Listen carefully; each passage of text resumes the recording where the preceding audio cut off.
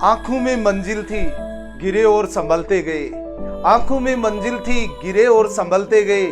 आंधियों में कहाँ दम था, चिराग हवा में जलते गए। सभी साथियों को रतनराज यादव का प्यार भरा नमस्कार। यार बहुत एग्जाम दे ली लेकिन अभी तक सफलता नहीं, मेरी तो किस्मत ही खराब। आज का मेरा वीडियो साथियों उन्हीं लोगों के लिए है जो अपनी कमियों का ठिकाना अपनी किस्मत पर फोड़ते हैं, क्योंकि वे भीड़ के अंदर रहते हैं और भीड़ साथियों साहस तो देती है लेकिन पहचान छीन लेती है। इसीलिए हम अपनी किस्मत को धोखा देते हैं, अपने आप को कमियों को नकार करके किस्मत का बहाना बना लेते हैं। साथियों मनुष्य के अंदर जज्बा और हौसला हो अगर जीवंत है तो वो दुनिया की किसी भी परिस्थिति से लड़ सकता है। इसीलिए स्वयं को मोटिवेट करो, हर पल अपने आप से कहते रहो कि मैं ये कर सकता हूं, आई कैन डू इट।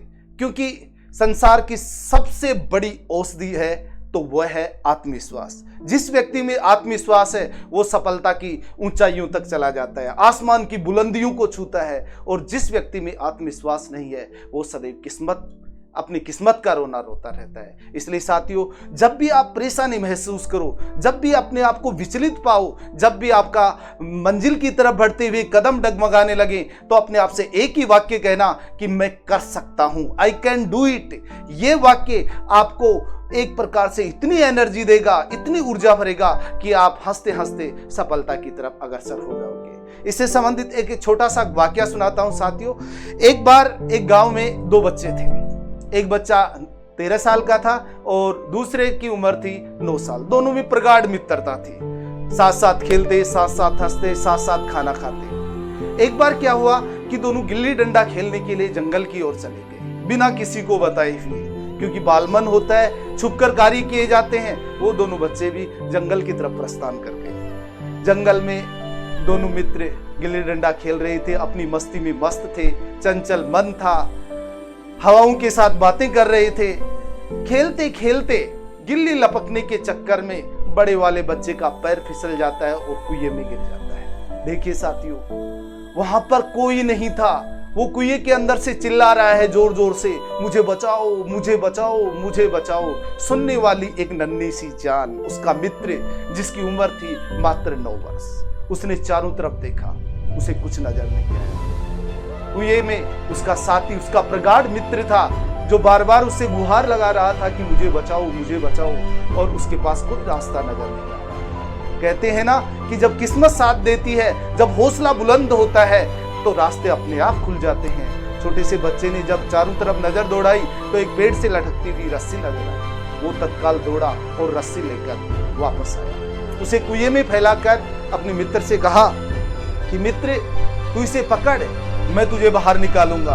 अंदर से आवाज आई, हाँ तू मुझे निकाल सकता है, तू ये कर सकता है, तू खींच, तू मुझे निकाल सकता है। साथियों ये चीज है कि तू ये कर सकता है, एक इतनी ऊर्जावान वाक्य है, एक इतने ऊर्जावान शब्द है कि व्यक्ति हंसते हंसते बड़ी से बड़ी मंजिल प्राप्त कर लेता है। देखते ही देखते अपनी सारी शक्ति लगा करके उस 9 साल के बालक ने उस बड़े बालक को बाहर निकाल लिया।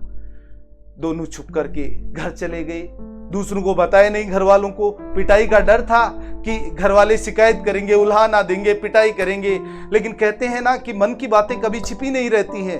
कुछ दिन बीते, साथियों के साथ जिक्र होने लगा कि इस प्रकार ये कुएं में गिर गया था और मैंने इसे बाहर निकाला।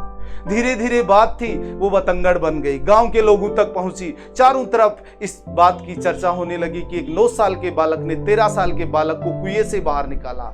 वहां पर गांव में एक बाबा जी रहते थे, महंत जी। गांव वालों ने सोचा कि चलो महंत जी के पास चलते हैं, महंत जी सत्य की पहचान करते हैं और ये बताएंगे कि ये बालक झूठ बोल रहे हैं या सत्य बोल रहे हैं, क्योंकि महंत जी चेहरे को देखकर मजबूर समझ जाया करते थे। गांव वाले इकट्ठे होकर बड़े बुजुर्ग महंत जी के पास जाते हैं, महंत जी को पूरी घटनाक्रम बताते हैं कि ये बच्चा ऐसे बोल रहा है कि मैंने इस बड़े बालक को कुएं से बाहर निकाला। महंत जी ने गौर से दोनों को चेहरे को देखा और उनका चेहरा देख करके कहा कि हाँ ये सत्य बोल रहे हैं। लोगों को आश्चर्य हुआ कि महंत जी जिन्होंने जीवन में कभी झूठ नहीं बोला ये भी इनका पक्ष ले रहे हैं। तब उन्होंने पूछा, बाबा ये कैसे संभव हुआ, ये कैसे हो सकता है? तब महंत जी ने कहा क्योंकि उस समय इस बालक के पास आप जैसे लोग मौजूद नहीं थे जो ये कहते कि तू ये नहीं कर सकता, तुझसे ये काम नहीं होगा। साथियों, आपका सबसे बड़ा शत्रु, सबसे बड़ा विरोधी वह व्यक्ति है जो आपको हर समय ये कहता रहता है कि तुझसे ये कार्य नहीं होगा, ये तेरे बस की बात नहीं है, तू ये नहीं कर सकता। उस समय उसके सामने एक ही मित्र था जो उसे बार बार कह रहा था कि तू ये कर सकता है, तू ये कर सकता है, तू मुझे बाहर निकाल सकता है। इसीलिए इसने हंसते हंसते इस बालक को बाहर निकाल दिया। इसलिए साथियों, भीड़ का हिस्सा मत बनो, हर पल अपने आप को मोटिवेट करते रहो, क्योंकि सेल्फ मोटिवेशन दुनिया की सबसे बड़ी औषधि है, जिसको प्राप्त करने के बाद में बड़ी से बड़ी मंजिल प्राप्त हो जाती है। इसलिए अपने आप से कहते रहिए, जब भी विचलित हो, मैं ये कर सकता हूं, मुझ में योग्यता है, मुझ में सामर्थ्य है ये कार्य करने की। और जिस दिन अपने आप को मोटिवेट करोगे, उसी दिन आपको सफलता के चरण दिखाई देने लग जाएंगे। साथियों, शरीर टूट जाए तो टूट जाए, थक जाए तो थक जाए, हार जाए तो हार जाए, कोई मतलब नहीं है। टूट जाने दो, हार जाने दो। बहुत से उदाहरण मिलेंगे संसार में आपको ऐसे व्यक्तियों के, लेकिन फिर भी वो सफलता के उच्च शिखर तक पहुंचे हुए हैं। अपने मन को मत हारने देना, क्योंकि जिस दिन आपका मन हार गया, दुनिया की कोई ताकत आपको बचा नहीं सकती है। इसीलिए शरीर साथ भी छोड़ दे तो मन को जीवंत रखो, मन को खुराक देते रहो, और मन की खुराक है, मैं ये कर सकता हूं, मुझ में वो योग्यता है जिससे मैं सफलता प्राप्त कर सकता हूं। हिटलर का नाम सुना होगा आपने, दुनिया उसे तानाशाह कहती है, लेकिन मैं मानता हूं हिटलर एक तानाशाह ही नहीं, बल्कि वो हर उस व्यक्ति का गॉडफादर है, उसका आदर्श है, जो जीवन में कुछ पाना चाहता है, कुछ प्राप्त करना चाहता है, कुछ हासिल करना चाहता है। उसका एक ही वाक्य था कि मेरे शब्दकोश में असंभव नाम का कोई शब्द नहीं है। असंभव शब्द मूर्खों के शब्दकोश में पाया जाता है, और उन्होंने दुनिया में जो भी प्राप्त करना चाहा उन्होंने प्राप्त किया, सब कुछ संभव करके दिखाया। इसलिए उठिए, अपने आप को पहचानिए, आप ईश्वर की योग्यतम रचना है, योग्यतम करती हैं, उस योग्यतम करती को पहचानिए और उठो।